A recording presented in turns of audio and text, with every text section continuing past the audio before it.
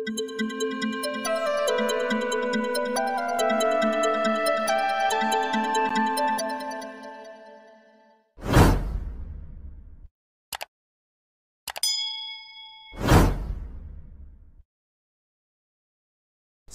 berjumpa lagi dengan saya Effendi Tobing dalam Boker Top Channel.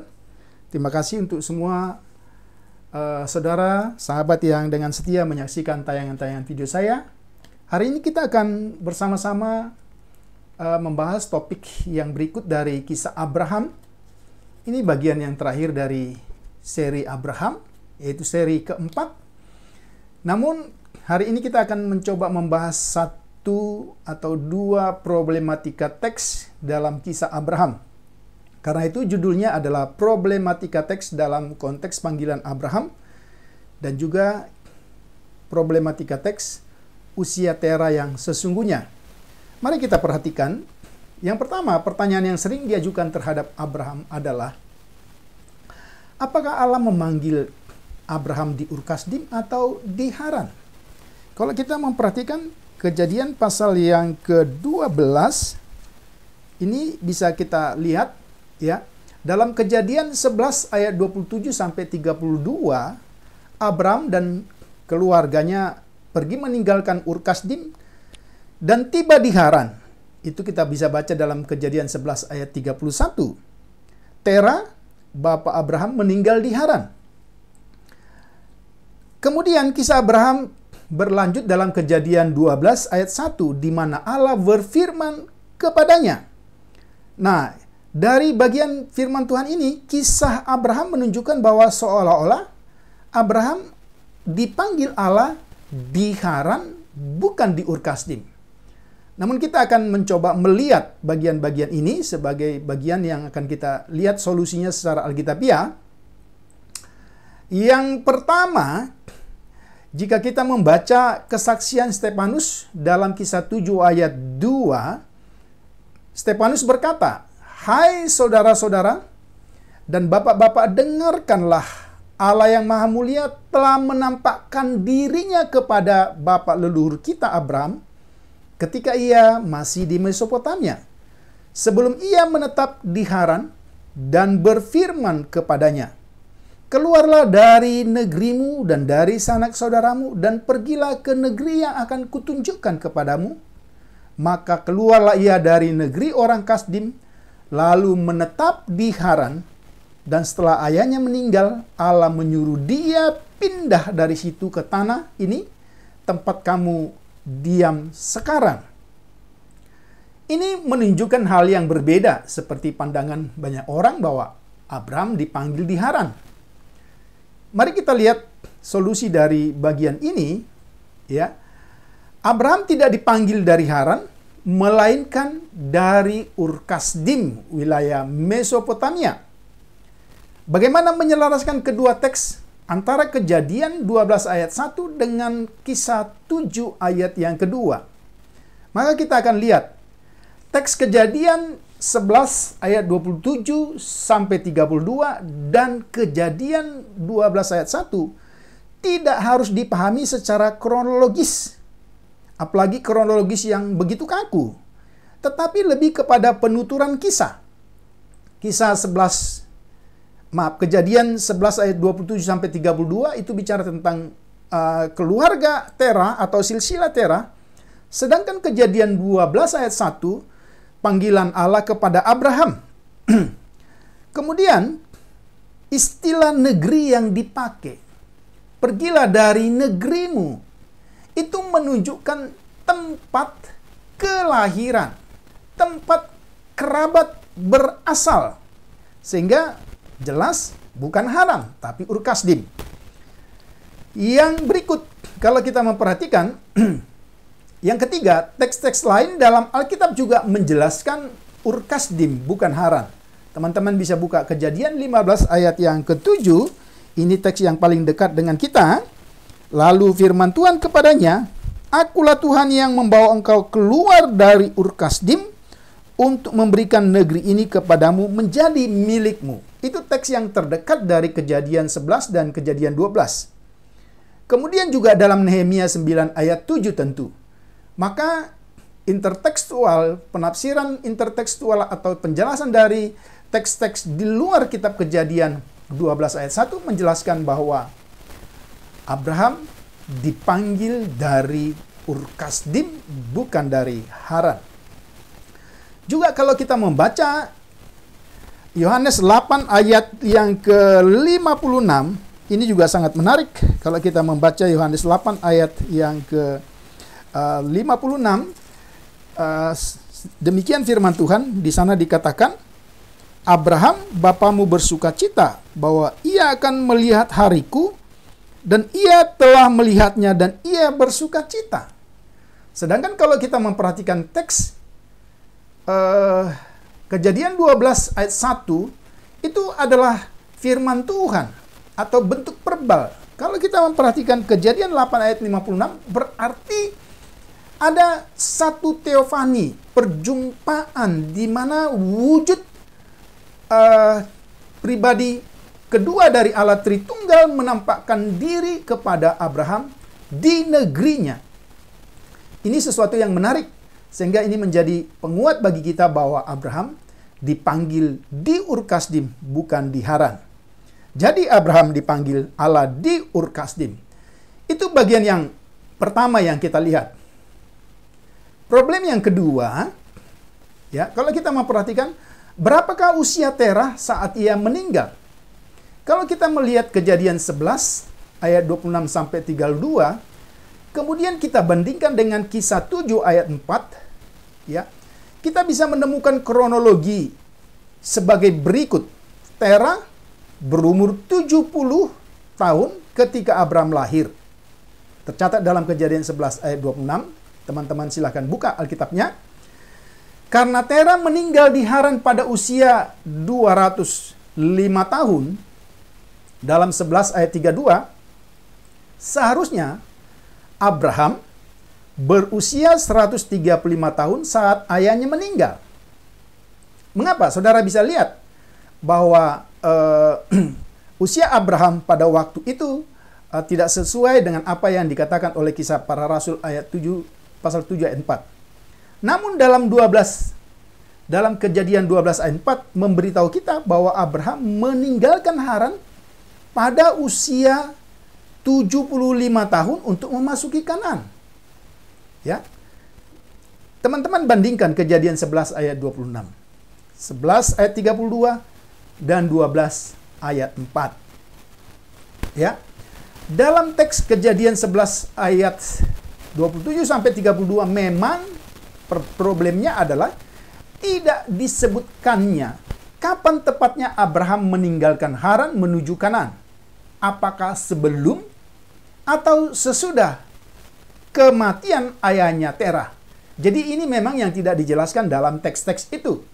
Sehingga ada perbedaan umur baik menurut Kejadian 11 ayat 27 sampai 32 dan Kisah 7 ayat yang keempat. Bagaimana menyelaraskan kronologinya? Maka kita harus melihat informasi kunci dari problem ini adalah usia Terah saat kelahiran Abraham. Ya, kalau kita memperhatikan Kejadian pasal 11 itu, ya, itu sangat jelas di sana dikatakan, ya, setelah Terah hidup 70 tahun, ya. Kemudian usia Abraham saat meninggalkan Haran. Kita lihat di dalam 12 ayat 4, 75 tahun. Ya. Kemudian usia Terah saat kematiannya 205 tahun. Nah, persoalannya adalah apa yang tertulis di dalam Kisah Para Rasul 7 ayat 4. Ini persoalannya. Ya. Setelah ayahnya meninggal. Nah, ini ada informasi yang baru yang kita lihat, ya, dari pasal 7 Kisah Para Rasul pasal 7 ayat 4. Itu tidak dijelaskan dalam Kejadian pasal 11 ayat 17 maupun sampai 32. Dikatakan setelah ayahnya meninggal, Allah menyuruh dia pindah dari situ ke tanah ini, tempat kamu diam sekarang. Ini jawaban Stefanus terhadap imam-imam besar dalam perdebatannya pada waktu itu. Ini kontradiksi dengan penanggalan dalam kitab Kejadian. Saudara bisa cek lagi ayat-ayat yang saya sudah berikan dalam PPT sebelumnya. Nah, bagaimana solusi problematik dari teks ini? Ya, kita bisa perhatikan. Maka solusi pertama, ini didasarkan pada interpretasi dari teks Masoret. Kejadian 11 ayat 26 menyatakan bahwa Terah, ayah Abraham, mulai melahirkan anak laki-laki pada usia 70 tahun. Itu tertulis dalam Kejadian 11 ayat 26. Sekali lagi ini tafsiran menurut Masoret teks atau teks Masoret, ya. Nah, dengan asumsi Abraham adalah anak sulungnya. Jadi begitu dia 70 tahun, begitu dia lahir Abraham. Gitu kita lihat ya. Nah, Terah akan berusia 145 tahun ketika Abraham meninggalkan Haran menuju Kanaan.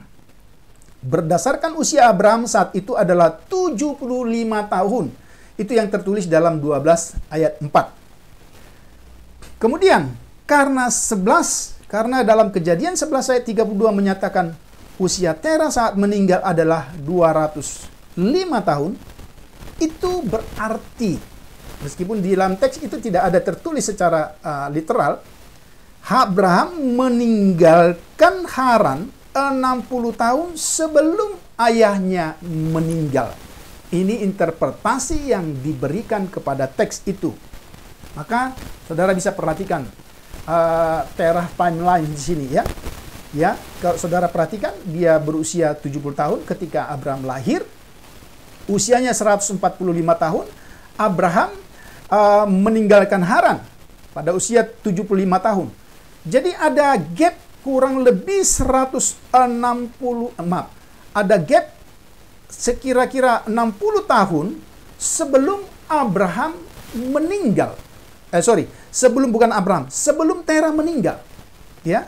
Jadi Terah meninggal pada usia 250 tahun dan Abraham berusia 135 tahun. Tentu solusi ini pasti memiliki problem-problemnya juga. Tetapi paling tidak ini gambaran yang diberikan salah satu interpretasi. Sekali lagi, poin pentingnya adalah ada 60 tahun gap sebelum Terah meninggal. Ya, itu yang kita lihat. Walaupun memang teks tidak menjelaskan seperti itu. Kemudian solusi yang kedua, untuk menjelaskan perbedaan dalam catatan Kejadian 11 ayat 27 sampai 32 dan Kisah Para Rasul 7 ayat 4 adalah dengan mengatakan bahwa penulis kitab Kejadian menerapkan teknik sastra yang digunakan di bagian-bagian lain dalam Alkitab, yaitu membuang satu orang yang tidak lagi relevan atau yang tidak dimaksudkan oleh Alkitab. Ini bisa kita lihat misalnya dalam membandingkan silsilah-silsilah yang tidak sama satu silsilah dengan silsilah lain dan itu ada kekosongan. Tentu ada tujuan penulis karena dia ingin menekankan satu tokoh tetapi menghilangkan tokoh yang lain sesuai dengan maksud penulisan dari Alkitab. Ini yang dimaksud. Maka oleh karena itu penting untuk menceritakan kematian Terah sebelum Abraham dapat melanjutkan kisahnya untuk menanggapi panggilan Allah atas hidupnya. Dalam skenario ini, Abraham tidak dipandang sebagai anak sulung, melainkan sebagai anak yang dilahirkan ketika ayahnya Terah berusia 130 tahun. Saudara perhatikan, Abraham bukan anak tunggal. Jadi ketika Terah berusia, dikatakan di dalam teks itu 70 tahun, kemudian ada Nahor dan Haran yang juga lahir pada waktu itu. Jadi tidak memang diberikan kepastian apakah 70 tahun Abraham lahir atau dia lahir sesudah berpuluh-puluh tahun kemudian. Ini yang kita bisa perhatikan. Nah, kemudian ini dia timeline dari penafsiran alternatif ya. Kalau kita memperhatikan bagian ini, Abraham lahir pada usia Terah 130 tahun. Kemudian Abraham meninggalkan Haran pada usia 75 tahun sesudah Terah meninggal. Ini menurut saya, bagi saya pribadi, interpretasi alternatif ini lebih tepat. Karena kalau interpretasi pertama itu akan meninggalkan banyak problem tentang janji-janji Tuhan kemudian pada Abraham. Nah, ini yang kita perhatikan. Solusi pilihan ketiga untuk menjelaskan perbedaan garis waktu dalam Kejadian dan Kisah Para Rasul adalah dengan menyimpulkan bahwa Abraham lahir ketika Tera berusia 70 tahun, benar, sesuai dengan catatan Alkitab, dan bahwa Tera meninggal pada usia 145 tahun, bukan 205 tahun. Nah, informasi yang dipakai oleh Stefanus itu dari mana? Di sini kita lihat, ya. Ketika Stefanus menyatakan dalam Kisah 7 ayat 4, Abraham meninggalkan Haran setelah ayahnya meninggal, bukan sebelumnya, seperti yang ditunjukkan oleh teks Masoret. Justru Stefanus menurut interpretasi ini mengutip sumber, salah satu sumber yang dikutip itulah teks Samaria yang memberikan garis waktu yang berbeda. Jadi sumber yang berbeda memberikan penanggalan yang berbeda. Penjelasan ini nampak lebih didukung oleh bukti dibandingkan pilihan bahwa Abraham dilahirkan kemudian hari dalam kehidupan ayahnya. Perbedaan antara kronologinya berjumlah total 60 tahun. Ini sangat menarik, teman-teman. Maka kita lihat timelinenya, ya. Ya, pada usia Tera 70 tahun Abraham lahir. Kemudian Abraham meninggal pada saat usia 145 tahun. Dan Abraham meninggalkan Haran pada usia 75 tahun. Itulah yang dicatat dalam Kejadian 12 ayat yang keempat. Kita lihat ada solusi yang keempat, ya. Untuk menjelaskan perbedaan-perbedaan ini, maka ada penafsir yang berkata, solusi yang lebih tepat sesungguhnya bukanlah solusi matematis atau hitungan angka-angka, tapi lebih kepada solusi yang bersifat spiritual. Apa arti dari solusi spiritual ini? Ternyata ada dasar-dasar Alkitab yang dapat dipakai. Kita perhatikan. Contoh misalnya, orang-orang atau pribadi-pribadi atau mungkin kelompok yang membelot dari paham Yudaisme dianggap oleh penganut Ortodoks sebagai orang yang sudah mati. Ya. Seolah-olah mereka tidak ada lagi meskipun mereka masih hidup. Jadi, penyimpangan mereka kepada agama lain selain daripada Yahudi, maka dia dianggap telah mati walaupun masih hidup. Nah, apakah ini bisa digunakan kepada Tera yang dikatakan mati karena memang dia tidak ada dalam garis rencana itu? Nah, kemudian kita lihat. Dalam konteks Abraham, solusi ini berpendapat bahwa Abraham menerima bahwa secara rohani ayahnya telah meninggal. Ini dia. Jadi, secara spiritual, walaupun Tera masih hidup, karena panggilan itu tidak berdampak sama sekali bagi dia, dan tidak ada kontribusinya, maka dia dianggap telah meninggal. Ayahnya menyembah berhala. Ya, ini kita sudah bahas dalam sesi-sesi sebelumnya. Dia bukan orang yang bertobat kepada satu-satunya Tuhan yang benar dan janji mesianik. Kehadirannya di Kanaan tidak sesuai dengan rencana Tuhan. Oke. Seorang calon murid, nah ini kalau kita bandingkan dengan apa yang dijelaskan dalam Perjanjian Baru, pernah datang kepada Tuhan Yesus dan memohon, Tuhan, biarkan aku pergi dan menguburkan ayahku dulu. Ketika dia berniat mengajukan diri untuk menjadi murid Yesus. Mungkin yang terbaik untuk memahami teks ini, kita tidak boleh berasumsi bahwa dalam kasus ini sang ayah benar-benar sudah meninggal.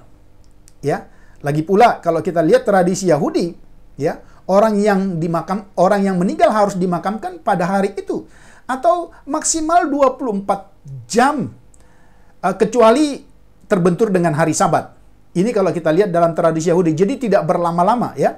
Maka tentu ini asumsinya dia masih hidup. Ya, jauh lebih baik untuk memahami bahwa ayahnya jelas sudah tua dan anak laki-laki ini berpikir dia lebih baik tinggal di rumah selama beberapa tahun terakhir kehidupan ayahnya dan kemudian mungkin dia akan mengikuti Kristus. Jadi ini sebenarnya masa-masa tua orang tua yang harus dia rawat sebelum dia mengikut Kristus. Bukan karena ayahnya pada hari yang sama ketika dia berkata, ayahnya telah meninggal. Ini kita tidak dapat tafsirkan seperti itu. Kemudian, Yesus berkata kepadanya, ikutlah aku dan biarkan orang mati menguburkan orang mati mereka. Saudara perhatikan jawaban Yesus. Ini juga konsep yang sama. Bahwa sesungguhnya kematian yang dimaksudkan di sini bukanlah kematian secara jasmani dulu. Walaupun kalau kita memperhatikan dengan kata lain, biarlah yang mati secara rohani menguburkan nanti. Saya ulang, biarlah orang mati secara rohani nanti, ya, entah kapan berikutnya, menguburkan yang mati secara rohani. Ketika pada akhirnya mereka juga akan mati secara fisik. Jadi perkataan murid ini menjelaskan itu bukan mati secara fisik, tetapi jawaban Yesus menjelaskan bahwa kematian itu adalah kematian secara rohani. Dengan cara yang sama, tindakan Abraham juga sama jelas. Kita lihat ya, kronologi respon Abraham terhadap panggilan Tuhan. Ya, Abraham menerima panggilannya di Ur Kasdim. Keluarga meninggalkan Ur Kasdim menuju Kanaan melalui Haran. Namun Tera tetap tinggal dan meninggal di Haran. Oke. Abraham melanjutkan perjalanan ke Kanaan, entah menunggu sampai ayahnya meninggal. Saudara perhatikan ya, yang ada dalam tulisan putih itu, jika teks Samaria benar, atau meninggalkan 60 tahun sebelum ayahnya meninggal jika teks Masoret benar. Dalam Kejadian, Musa cenderung mengakhiri kisah seseorang yang tidak lagi berhubungan dengan sejarah utama sebelum melanjutkan dengan alur cerita utama. Saudara yang sekasihi dalam Tuhan Yesus Kristus, semoga penjelasan singkat yang mungkin masih perlu menelaah secara pribadi, dan mungkin penjelasan saya tidak cukup, tapi ketika saudara membaca teks-teks ini dan menonton video ini secara cermat, saya yakin dua problem teks. Yang pertama, memang problemnya tidak terlalu sulit, karena itu mungkin satu problem yang sudah biasa kita dengar, tapi paling tidak itu bisa memberi penjelasan. Problem yang kedua tentang usia Tera. Saudara, kembali simak, kembali lihat argumentasi-argumentasi, dan saudara diberi kebebasan untuk memilih mana argumentasi yang terbaik. Karena memang dengan jelas Alkitab tidak menjelaskan secara literal, secara harafiah, apa problem yang kita bahas hari ini. Biarlah kiranya bagian firman Tuhan dalam kisah Abraham, seri yang keempat dan yang terakhir, bisa menjadi berkat bagi semua saudara. Salam.